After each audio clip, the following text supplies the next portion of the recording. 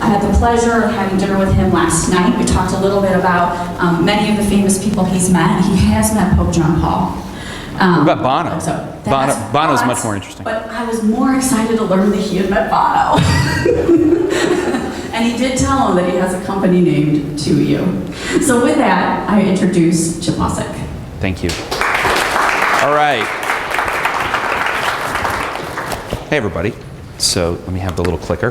First of all, it's great to be with you today. Let me make sure this is working. Do I have to point it someplace? There we go. So first, just to talk a little bit about me.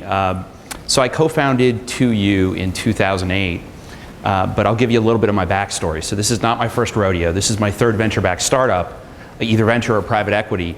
And I'll give you a little bit of history because really my career is all about pivoting until I got to the point where we really hit a great opportunity at the right time. And so I think it's relevant to today. So I went to George Washington University, and not to play the violin for me, but I was the first person in my family to go to college, put myself through college. And when I got to GW, I actually had no winter coat. I grew up in South Florida, had never seen snow before. And so I got to DC, and really I believe this experience of going to an extraordinarily high quality school changed my life, utterly changed my life. So I'm a big believer in the power of not just innovation, but of degrees. Excited to show you this one. So I'm the proud father of two young boys. This is my 11 and my 8-year-old, and today is my 8-year-old's birthday. So you think, what are you doing here? Well, we celebrated all weekend. So I just sent him at his school a photo of me standing in front of this photo. I know I'm not supposed to take photos, but I just had to. So a very proud father of two young boys. And you know, my first company was a company called Cerebellum Corporation. I started it right out of college. Now, forgive me, this is pre-web, so I'm dating myself here, but we produced a PBS television show and we sold videos and DVDs. And the show was called Standard Deviance. It was rated the top show by TV Guide and Today Show in the year 2000. So what was Standard Deviance? Well, middle school, high school, and college courses presented by comedians. And so great, innovative show, and there's actually quite a few famous celebrities like Kerry Washington from the show Scandal that were in the Standard Deviance TV show. But Standard Deviance is a journey of pain and love, incredible experience. And in the year 2000, we actually had 100 employees, and I put 80 in one room and I put 20 in the other, and I laid off the 80. So I've seen a company go through very difficult times. And ultimately, while Standard Deviance was a great product, the business model underneath it was fundamentally challenged. We sold 5 million DVDs, but it took a lot of individual DVDs to actually really build a company. So one of my first investors was this fantastic senator. Right out of college, I got a job with a US senator. I begged her for a job, and I was the assistant scheduler. And I can tell you, being the assistant scheduler is definitively worse than being in the mailroom. So all you do all day is say no, because the scheduler takes the yeses. So you just say no to people all day. So I did that job for her for about a year, got to know her very well personally, and I came in one day and I gave her my resignation, gave her a business plan. Next day I came in, and if any of you know this senator, she's the longest standing Democrat. She was the first Democratic woman ever elected to the US Senate and just became head of the Appropriations Committee. Incredibly powerful senator from Maryland, not really well known, but really an icon. And I came in the morning and there was a Senate envelope with a wax seal, and I opened it up and there was a check, and it was from Barbara Mikulski. And she's a social worker, so she's not a wealthy individual. So she invested in this first company. And so every quarter I'd go to the Hill and I'd talk to her about what was going on, and ultimately the business failed. And when it failed, she asked me to come run her campaign. So I did that for 2 years. Incredible experience. Would never do it again, but I'm glad I did it. And that led me to Hooked on Phonics. So I became the CEO of what was then a company that was trying to build a consumer products business. And we found this incredible jewel of a brand that had a failing business model, infomercial. Cost of media going way up, efficiency going way down. Guthy-Ranker figured out how to make money on an infomercial by selling a continuity product for acne. But for the most part, infomercials really didn't work anymore. And so we bought this brand and we took it to retail. And within 4 years had really created quite a strong retail presence, about 20,000 doors of retail. So once again, sort of a story. This one worked out better than the first one, but a story about taking something that was something and turning it into something else over time. So in the year 2007, my co-founder, John Katzman, who founded Princeton Review, called me and said, I've got this idea. Well, what was the idea? The idea was to build the world's highest quality online degree programs or credit-bearing programs. Very simply, to partner with great schools. We believed the technology was there, that this was not a question of technology anymore. This was a question of willpower. Could you convince a great school to actually embrace the web? This room knows better than anybody the power of what the proprietary schools built over well over a decade. Pretty incredible businesses and opening the doors to education to many people all over the world. The question we had is, why were the great schools on the sidelines? Why were they not doing this? So we really believed that we could build a platform that would allow for the highest quality experience. And so today we launched with USC in 2009. To give you an idea of the scale of the company, we launched one partner program in 2008, one partner program in 2009, one program in 2010, two in 2011, then we took a pause, and this year we're launching 7. So much more aggressive growth out of 2U in the last, let's say, 18 months than you would have seen in its history. Why? Because the world is clearly ready for this. The great schools are now jumping off the sidelines and getting into the game. Now, I'd say the most controversial thing about the company is that unlike the other enablers or schools of service or whatever you'd like to call them, we choose to focus on building the world's best programs. I'm not trying to build 50 MBAs. I do an extraordinarily long-term contract, and I try to build the world's best, period, and continue to reinvent that over and over and over. And we stand behind the scenes of these schools. So unlike some of the MOOCs, you do not often hear about a 2U course or a 2U degree. Why? It is not a 2U course or a 2U degree. It's a Georgetown degree. It's a Chapel Hill degree. It's a Wash U degree. I simply enable it. So we find a great partner, and a story of one of our partners. He said to me when he was signing the contract, he goes, I never told you this, but we researched all your competitors, and they were pretty good. He's like, there was one particular competitor that, they came in and they sort of wowed it. They could take us online, and we really believed them. It was going to be good. You guys came in and told us you'd make us great in the 21st century. He's like, that's what I wanted to buy. And so that's the right partner for us. Why? We are definitively not a toe-in-the-water solution. There's really nothing about us that is toe-in-the-water. Our schools have to go all in. What does that mean? It's first and foremost the same degree. There's no E on it, there's no I on it, it's not an extension school, it's the core of the school. The students have to be equal in every way. They have to be equal in terms of selectivity and admissions requirements. We're going to talk about that later in the marketing section of this deck. Really challenging for us as a company to find the right leads. It's not about quantity, it's about quality.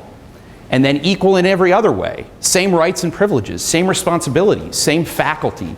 The whole notion of not having a toe in the water is really building something that is transformative long term.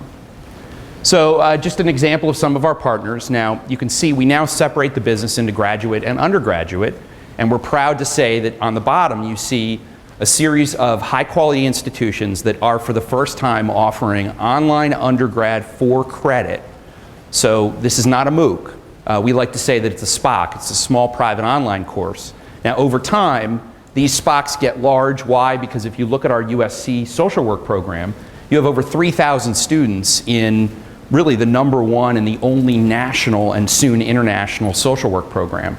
We get to scale in a very different way, but as you'll see in a little bit, our retention is off the charts. Why? Because the quality is very high. So we just announced this initiative. It's called Semester Online. You might have seen that we got quite a bit of press over the last, let's say, 3 weeks because Duke was one of our signed partners. And then the Faculty Senate at Duke actually voted 14-16-2 to not offer credit through Semester Online. So going back for a second, we're thrilled with Brandeis, Boston College, Emory, Wash U, Notre Dame, Chapel Hill, Northwestern. This is a very bold experiment for provosts and faculties to take to offer online undergrad for credit. But Semester Online launches with classes in the fall, and a good example of some of the classes you'll see here. So these are real live classes. What does that mean? What we do is we build high quality asynchronous content, but then you have to go to class once a week. The platform looks a little bit like the Brady Bunch, dating myself once again, but the squares. And the professors control the room, and you're live with that professor every week. So you register for a class time just like you would on a campus.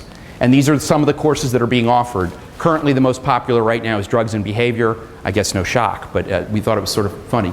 So you all know the space. Typically in this deck there's a section here where I talk about the space, but I think what's interesting is there's a tremendous amount of activity tremendous amount of activity and dollars going into EdTech. EdTech has gone from being very cold when we started the company. We launched in 2008. Raising our Series A was incredibly difficult. Lehman was collapsing. People didn't want to invest in education.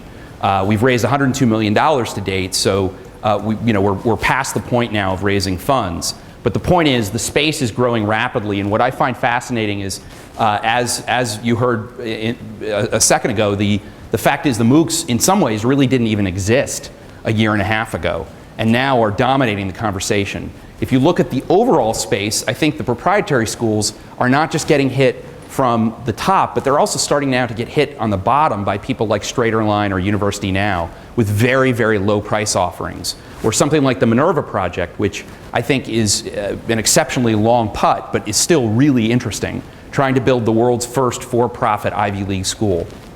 So across our partner programs, we talk about 4 pillars to the experience. The first is great asynchronous content. We spend a tremendous amount of resources building high quality content. So what we like to say here is if you were going to make a movie out of a play, you would never consider putting a camera at the back of the theater. You would just have a crappy movie. So you make a movie, not a play. We build for the medium. If I'm going to teach you to build a car, I don't show me talking about building a car. We show them build the car, right? It's obvious, but most people don't do it that way. Why? It takes real commitment and resources. The second is live class. That's what the platform looks like. Our CTO, James Koenigsberg, has built, I really believe, the best of breed platform in its elegance. It doesn't do everything. It does a couple things really, really well. It delivers distance content, both asynchronous and synchronous, and it ultimately is a social network built more akin to Facebook than it is to Blackboard. Most campus technology really was intended to flank classroom instruction, was not intended to deliver content. And then probably most importantly, the fourth pillar, if Georgetown is going to make you a Master of Science in midwifery, there's no virtual babies. You have to go in and deliver the real babies. And so we find a practicum for the student anywhere in the United States. You're from Oregon, you're from Nebraska, you're from Florida. We find a practicum, we find a preceptor. That preceptor is trained by Georgetown, and then you actually do your field work. That's a really difficult part of our job that most of the other enablers don't really touch. So we like to think that we bring the entire campus alive online. Given the fact that we don't have that many partner programs, the whole idea is to bring the student experience to life as much as possible. Make them Tar Heels, Trojans, and Hoyas, not just successful online students. So this is a screenshot of the live class. Now I mentioned earlier, typically you would not see 2U anywhere on the screen. The only place 2U exists is in our URL, 2SC, 2NC, our learning management system. That's how it's named. But beyond that, you typically don't see it. So why is 2U on the screen? Well, that's actually me. So when we were onboarding Chapel Hill, I became pretty enamored with the school. This is my third venture-backed company. I've had to read a lot of balance sheets, but I've certainly never made one. I don't have an MBA. I'm a big believer in the power of education. So last year, I actually got approval from my board to apply. I applied to the school. Shockingly, they let me in. So I'm actually a student in our MBA program. So I'm, and it's not for the hair club for men effect or the, like the whole trying to eat your own dog food. I did it for myself, period. I've always wanted one. The school is really attractive to me. They're all about leadership and culture. And so I really bought in, and I've been in now for about a year, and it's just absolutely blowing my mind. I really believed that we were producing something that was transformative. I'm now in it, and it's really remarkable. I mean, the classmates, the students that are in the program. So just one example, this is the reason 2U's on the screen. This is my business communication final. So I actually pitched Semester Online as my final. And so I'm about to go into a pitch, and this isn't video, it's just a screenshot, but Michael Meredith is the UNC faculty member. Dave Mice and Jim Leonard on the end are a student in Pennsylvania and Virginia, but then it gets really interesting. Ann Lee was in Norway, and John Radovan, the guy in the middle, is a meteorologist with the Navy in Guam. And we are in class every week. And if you're in one of our classes, what's fascinating is you're live with these people on a consistent basis. You build real relationships. So in a fun way, we actually just had our first marriage. In our social work program, a student from Sacramento married a student from San Diego, and you guys know those are obviously not close together. Now they had met physically. Why? Because our programs are both live and in person. In some way, most of our programs have an in-person experience. So probably the most important thing that I can give you as a takeaway of the company is retention. Our retention across our partner programs, 84% of our students are either graduated or still enrolled. So significantly higher than anything online, and honestly higher than most on-campus programs, particularly when you factor in some disciplines that are challenged for retention like nursing.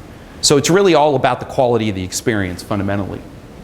I love this quote. This is from a USC faculty member, and I can tell you it takes a while to get here, but I feel an even greater sense of intellectual intimacy with my online students than I do their on-campus counterparts. Done this way, it is incredibly intimate. There is no back row. You can't get away. The platform takes attendance. Grad schools have to decide, do I factor in attendance into the grade? Across the board, every school has. So I already mentioned the retention, but the interesting thing is graduation. At USC, what we found, we've now had over 1,000 students graduate in the Rossier teaching program, and an equal percentage of the students fly to walk-in graduation, which we found sort of fascinating. And then job placement metrics are very high. So we're proud of these net promoter scores. Why? First, we apply a net promoter score to every program. Universities don't think this way. This is a great example of us in a private-public partnership helping a university think not just about retention and job placement and learning outcomes, but also student satisfaction. The fact is, students, the more satisfied students are, the more engaged they're going to be, the better the learning outcome, and ultimately the more they are part of the university culture. So we measure it pretty intensely, and you guys might know Net Promoter. It's a very high bar for student satisfaction. The key question is, would I recommend something to a friend? It's a 10-point scale. Anything above 0 is considered good. Anything above 50 is considered world-class. So we're pretty excited with our Net Promoter scores. This is across the 4 programs that we call the Core 4. The 7 new ones are just 2 new. But really, across the board, pretty incredible scores if you look at the data. Now, as I mentioned, it doesn't start this way. Schools are still very scared. Why? They're taking the reputational risk of making it the real thing. It's a very intimidating thing for a great school to go online. So we like to think of this as real in every possible way. Now let's talk a little bit about marketing. So part of our job, we do retention and we do curriculum and we do the tech and we build an infrastructure for the university to operate that's all behind the scenes, and I'll show you a little of it. But you guys are here to talk about, obviously, lead generation. It's a huge part of what we do. And I can tell you the biggest challenge for us as a company is quality.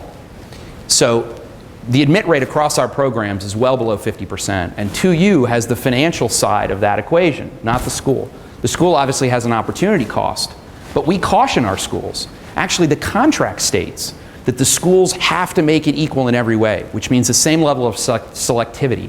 So you have to change your frame of reference from norm-based admissions to criteria-based. I'm not going to try to put the best 100 people in this room. I'm going to determine what you are like, and it's my job and Jeff Herp's job, who's here with me running our SEO and PPC, to go out and find them. And so that is a substantial issue in terms of how we work with people here. So we optimize consistently. We didn't start the company to become an online application company, but we didn't like what we found. So we build a soup to nuts application from the ground up to process students through the system.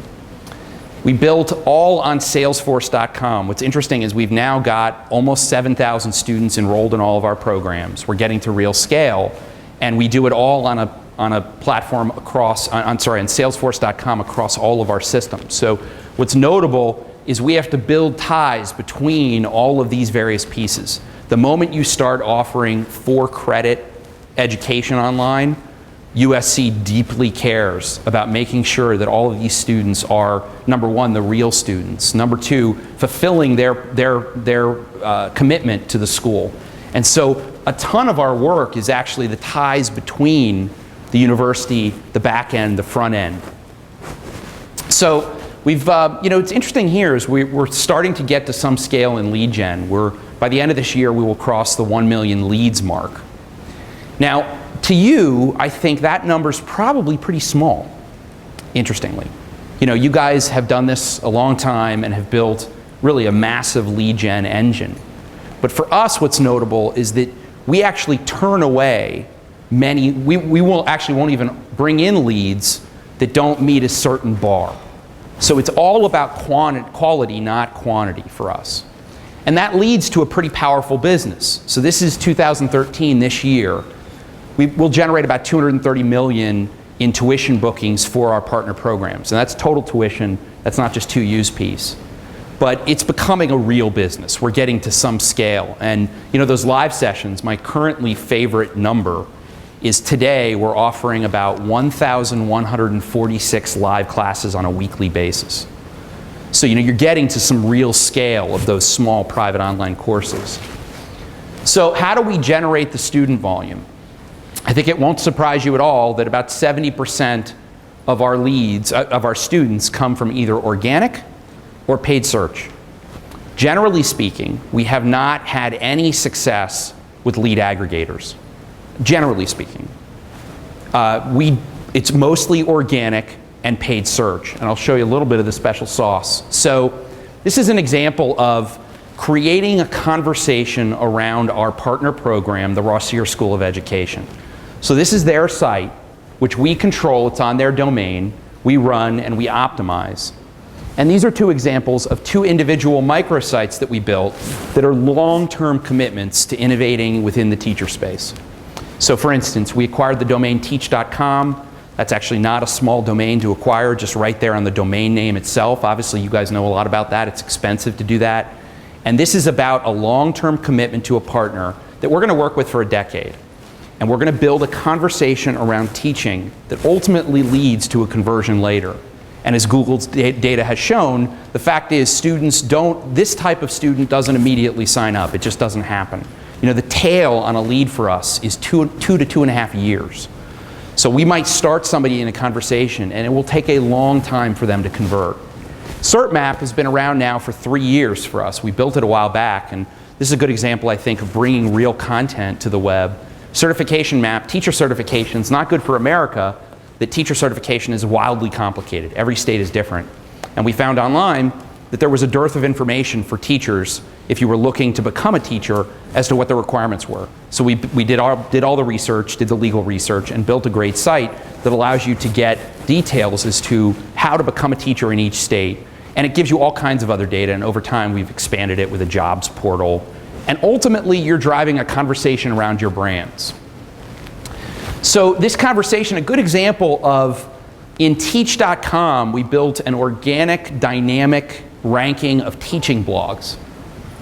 And it's called the Teach 100. And the Teach 100 updates every day, and people go up and down spots based on our internal algorithm of how relevant those blogs are to the world. And what I love about it is it's really created a conversation within the ed space about the Teach 100. Ultimately driving attention to people that are interested in teaching in some form. Once again, not a small commitment, a significant commitment of resources, but because we have one great partner in the teaching space that we're trying to build the conversation around, it's possible for us. You know, Jeff Herbst, my senior director of PPC and SEO, has done a pretty incredible job with SEO, as you can see here. I mean, this sort of speaks for itself. We work the system very hard to make sure we're delivering content. Infographics come out every day. We have 2 full-time people dedicated in each program specifically to this initiative, and organic is really what drives the business.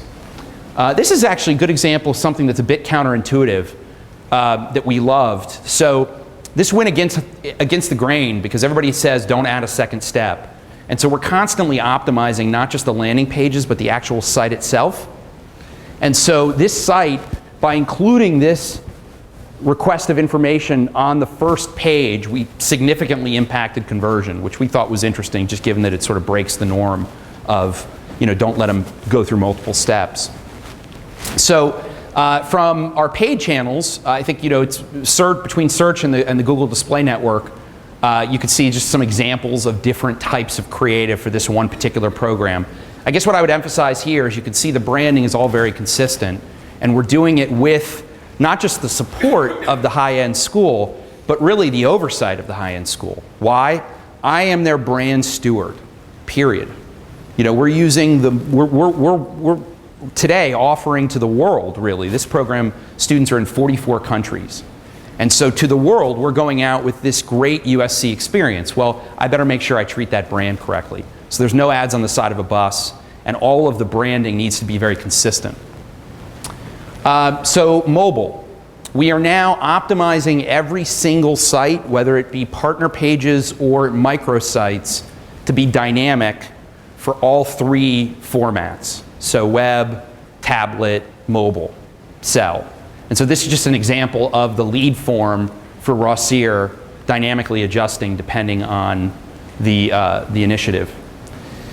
This is brand new. We haven't rolled this out yet, so we're excited about this. This is going to be, we call it internally the magic portal. So if you're a student and you actually, or if you become a lead and you're interested in the program, you, on a permanent basis, all the way through your actual educational experience, will come to this dynamic page that offers content based on your experience with us to date. So it uses the CRM on the back end to tie you through from lead all the way to graduate. So I love this image. These are our current students in the US. And I like to just show it because for us, what started off as a crazy idea and really something that no one had really done this way before. I mean, when I was running Hooked on Phonics and I was leaving, my in-laws thought I was a bit nuts. And you're CEO of Hooked on Phonics and you're leaving to do what? And I'm not saying Hooked on Phonics is Google, but clearly well-known brand. And we really believed that the world was ready for this experience. And having been through the experience at Cerebellum where we had 100 people and I laid off 80% of them, I've also seen it go the other way. And I know that we're at a rare moment here where innovation is clearly, we're at a moment in time where innovation is clearly rewarding those that grasp it. And I actually believe that everything that we've done, we would love nothing more than for this room to embrace some of what we've done in order to actually become a customer. Why? My job is to generate students for these programs that are highest quality. And we find to date that most people that have been in the space for a while are not having really this exact conversation. And it's difficult for us. So we would love to have more partners generating leads. And it's actually just consistently a challenge. We've tried, we test all the time. We're testing all the time to try to generate higher quality leads. And it's about these points of light. These are students in their local communities that really have never thought of doing something online before. I mean, guys, that's really the summary, is that online MBA rankings are irrelevant to us. This is all about the real rankings. This is about the real experience, the real students. Why? If you're considering a top 20 MBA, you're not thinking about an online program.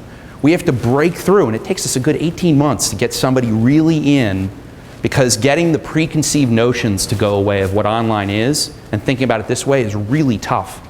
So our admissions counselors that work with the students have a pretty difficult job to convince this type of student.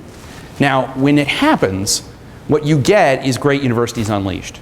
You get these high quality brands that, and the thing about brands, clearly you're all marketers. Brands are not just about marketing, they're about relationships. Coca-Cola is the second most known English language word in the world, next to hello. Hello and then Coke. 1886. Georgetown was founded in 1789. Chapel Hill, 1789. These are incredibly rich brands and experiences with real people doing pretty transformative things. And you bring a student into it, if you can prove to them that online is as good, we have to get to them. We have to get to the right people.